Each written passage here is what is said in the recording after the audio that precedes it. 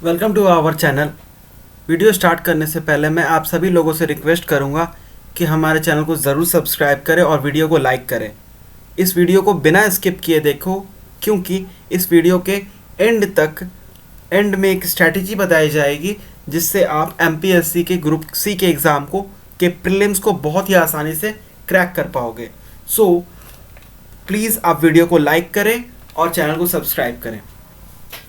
आज हम एमपीएससी के प्रीवियस ईयर पेपर को एनालाइज करेंगे कि किस तरीके के एग्ज़ाम में क्वेश्चंस पूछे जाते हैं एमपीएससी 2022 में। ये 2019 का पेपर है। हम इसके सारे क्वेश्चंस को एनालाइज करेंगे कि किस तरीके से पैटर्न पूछी जाती है एग्ज़ाम के अंदर। ये बहुत इंपॉर्टेंट होता है क्योंकि हमें इससे पता चलता है कि आने वाले एग्ज़ाम में कैसे पूछे जाएंगे प्रश्न।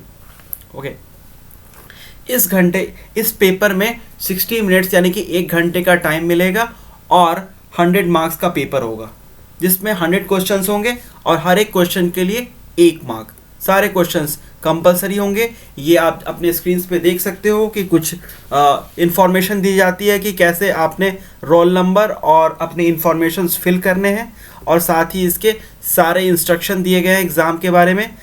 ये सारे इंफॉर्मेशंस मराठी में हैं। क्या क्या चीज़ें आप लेके जा सकते हो, ये सब बहुत इंपॉर्टेंट होती है, क्योंकि आप वहाँ पर अपने आप को ऐसी कंडीशन में नहीं चाहते हो कि जिससे आपको कोई कन्फ्यूज़न हो।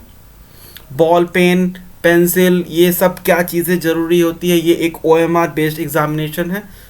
आपको इस चीज़ का ख्याल रखना है कि किस तरीके से पेन का यूज़ करोगे आप, और ये पेन जैसे डिमांड की जाती है एग्जामिनेशन सेंटर पे, उसी तरीके की पेन होनी चाहिए आपके पास में। ये सारी इन्फॉर्मेशन मराठी में है। एग्ज़ाम देने के टाइम आप पहले ही पढ़ सकते हो। इससे इन्फॉर्मेशन पढ़ने को आपके पास टाइम दी जाती है। ओके, बढ़ते हैं आगे क्वेश्चन पेपर की ओर।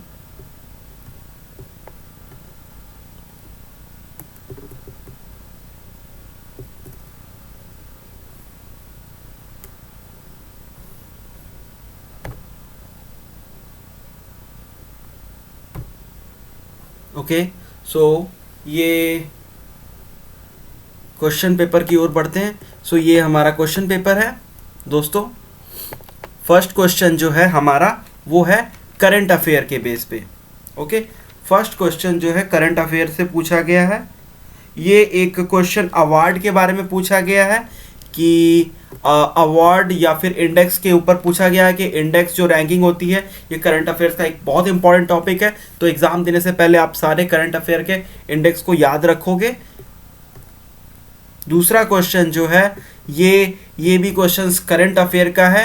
ये जो इंटरनेशनल इवेंट्स होती है उसके बारे में करंट अफेयर से क्वेश्चन पूछा गया है। तो आप इंटरनेशनल करंट अफेयर्स को ज़रूर पढ़ के जाओगे एग्ज़ाम में। थर्ड क्वेश्चन जो है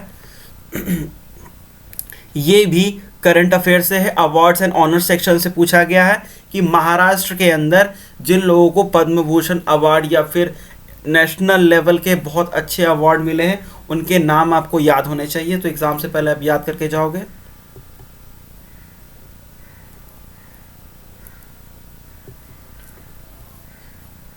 नेक्स्ट क्वेश्चन जो है वो भी करंट अफेयर से ही पूछा गया है। क्वेश्चन नंबर 7, ये जो नेशनल में इंडिया के अंदर बड़ी इवेंट्स होती है उससे क्वेश्चंस बनाया जाता है और उनसे पूछे जाती है।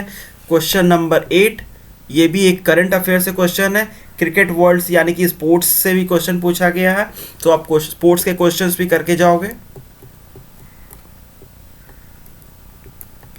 क्वेश्चन नंबर 9, ये भी एक इम्पॉर्टेंट करंट अफेयर क्वेश्चन है। हालांकि ये क्वेश्चन आप अपने स्क्रीन पे देख सकते हो, ये पुराना क्वेश्चन है, लेकिन अभी जो 2022 के आसपास जो पिछले एक साल 2021 से 22 ये इम्पॉर्टेंट करंट अफेयर्स हो जाते हैं इस एग्जामिनेशन के लिए। आप एक साल के पिछले एक साल के करंट अफेयर्स को जरूर याद करके जाओगे। क्वेश्चन नंबर 13, ये भी करंट अफेयर से है।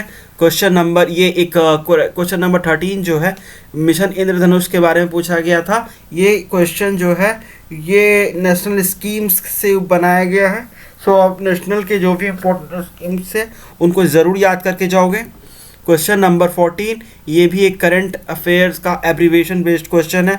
और क्वेश्चन नंबर 15 नोबेल प्राइज़ के बारे में पूछा गया है। तो नोबेल प्राइज़ जैसे इंटरनेशनल एक्लेम्ड अवार्ड के बारे में आप किन लोगों को दिया गया ये ज़रूर पढ़ के जाओगे एग्जामिनेशन से पहले। इसके बाद जो क्वेश्चंस पूछे गए हैं वो करंट अफेयर के बाद से क्वेश्चन अलग अलग सेक्शन से पूछे गए। आप अपने स्क्रीन के ऊपर देख सकते हो कि ये क्वेश्चंस पॉलिटी के ऊपर पूछे गए हैं। इंडियन पॉलिटी से क्वेश्चंस पूछे जाते हैं। Question number 16 to question number 25 तक इंडियन पॉलिटी या फिर महाराष्ट्र पॉलिटी के बारे में क्वेश्चन पूछे गए हैं, जैसे कि कैसी कैसी सिस्टम लेजिस्लेटिव की या फिर म्यूनसिपैलिटी या फिर कॉन्स्टिट्यूशंस या फिर आर्टिकल से जुड़ी हुई सवाल पूछे गए। तो सारे आर्टिकल्स आपको याद होने चाहिए, इंपॉर्टेंट आर्टिकल्स, वो आप रिवाइज करके जाओगे एग्जाम के टाइम में। और जो कमीशन, सरकारिया कमीशन या फिर बहुत सारी ऐसी कमीशन जो जिनका महत्व है कॉन्स्टिट्यूशन के अंदर, उनको भी ज़रूर याद करके जाओगे क्वेश्चन नंबर 25 तक। यानी कि 10 क्वेश्चंस ऑलमोस्ट आपको इंडियन पॉलिटी से पूछी जाती है, 15 क्वेश्चंस करंट अफेयर से। उसके बाद जो नेक्स्ट क्वेश्चन है वो है, नेक्स्ट सेक्शन जो है वो है आपका question number 26 to question number 40। ये क्वेश्चंस आपको इंडियन पॉलिटी से पूछी जाएगी, इंडियन हिस्ट्री से। इंडियन हिस्ट्री और महाराष्ट्र हिस्ट्री के क्वेश्चंस इन दोनों सेक्शन से ये पूछे जाएंगे। महाराष्ट्र से भी हिस्ट्री पूछी जाएगी और इंडियन हिस्ट्री के बारे में पूछी जाएगी। क्वेश्चन नंबर 40, कुछ संस्थाएं जो चलाई गई थी, कुछ जो भी जिन लोगों ने संस्था स्टार्ट किया या फिर नए नए समाज को चेंज करने के लिए, समाज में बदलाव लाने के लिए जो भी संस्थाएं लाई गई, जो सभाएं लाई गई, उनके संस्थापक कौन थे, इनके नाम, इस तरीके के प्रश्न बनाए जाते हैं। तो इस तरीके के प्रश्न आप तैयार करके जाओगे एग्जामिनेशन सेंटर पे। नेक्स्ट जो सेक्शन है वो हमारा है ज्योग्राफी। इसमें से कुछ ज्योग्राफी के क्वेश्चन जो है वो इंडियन ज्योग्राफी, रिवर्स वाले इंपॉर्टेंट हो जाते हैं, माउंटेन्स वाले इंपॉर्टेंट हो जाते हैं। साथ ही साथ इसके इंडस्ट्रियल ज्योग्राफी पे खास ध्यान दिया गया है। महाराष्ट्र के अंदर जो भी, जहाँ कहीं भी इंडस्ट्री से जुड़ी हुई है या फिर किसी तरीके से मिनरल से जुड़ी हुई है, तो ये ज्योग्राफी के सेक्शन के लिए इम्पॉर्टेंट हो जाती है। तो इन सारे से क्वेश्चंस आप ज़रूर करके जाओगे। उसके बाद जो सेक्शन है वो है इकोनॉमिक्स का, क्वेश्चन नंबर 54 टू 70, यानी कि 15 क्वेश्चंस ऑलमोस्ट। ज्योग्राफी से 10 क्वेश्चंस। क्वेश्चन नंबर 54 टू 70 जो है इकोनॉमिक्स से पूछे जाएंगे। इकोनॉमिक्स में आप बहुत वाइड डाइवर्स है, बट बेसिक जो कॉन्सेप्ट है जो इकोनॉमिक्स का, उसको आप ज़रूर ध्यान रखोगे और उनसे क्वेश्चंस पूछे जाते हैं। तो ज़रूर आप पढ़ के जाओगे इकोनॉमिक्स को up to 70 and 71, from 71 to 85, 15 questions, 15 सवाल आपसे पूछे जाएंगे साइंस से रिलेटेड। साइंस के अंदर अलग अलग सेक्शंस होते हैं, तो बेसिकली यहाँ पर आपको पहले ऐसा देखा गया है कि साइंस के अंदर फिजिक्स और बायोलॉजी सेक्शन से बहुत अच्छे सवाल पूछे जाते हैं। तो आप इस चीज़ का ख्याल रखोगे कि फिजिक्स और बायोलॉजी के क्वेश्चंस को ज़रूर करके जाओगे, उन सारे सेक्शंस को आप रिवाइज करके जाओगे। फिजिक्स आप अपने स्क्रीन पे देख सकते हो कि बायोलॉजी से क्वेश्चंस पूछे गए हैं। ये बहुत बड़ा सेक्शन होता है, फिजिक्स और बायोलॉजी के क्वेश्चंस पूछे जाते हैं। ओके, कुछ क्वेश्चंस डेफिनेटली केमिस्ट्री के भी होंगे।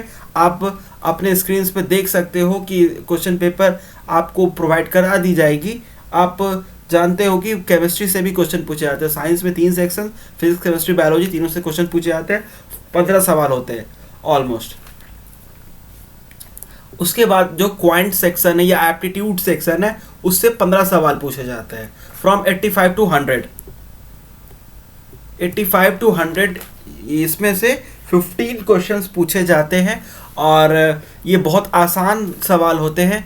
अपने स्क्रीन पे आप देख सकते हो, इनमें जो है वो ऑलमोस्ट 10 क्वेश्चंस होते हैं, वो होते हैं रीजनिंग बेसिस पे, वर्बल नॉन वर्बल दोनों होते हैं। और जो 5 क्वेश्चंस होते हैं वो एप्टीट्यूड के क्वांटिटेटिव सेक्शन से होते हैं।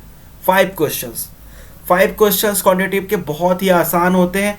जो टॉपिक्स उसमें सेलेक्ट किए जाते हैं वो बहुत ही सिंपल से टॉपिक है, जैसे कि जैसे कि एज, रेशियो, ट्रिग्नोमेट्री की हाइट्स एंड डिस्टेंस, परसेंटेज, बहुत सिंपल कॉन्टेस्ट, बहुत सिंपल कॉन्सेप्ट से आएगा परसेंटेज, फिर कंपाउंड इंटरेस्ट, ये सारी चीज़ें पूछी जाती है। तो ये क्वेश्चंस बहुत ज़्यादा डिफिकल्ट नहीं होते, कोई भी कर सकता है।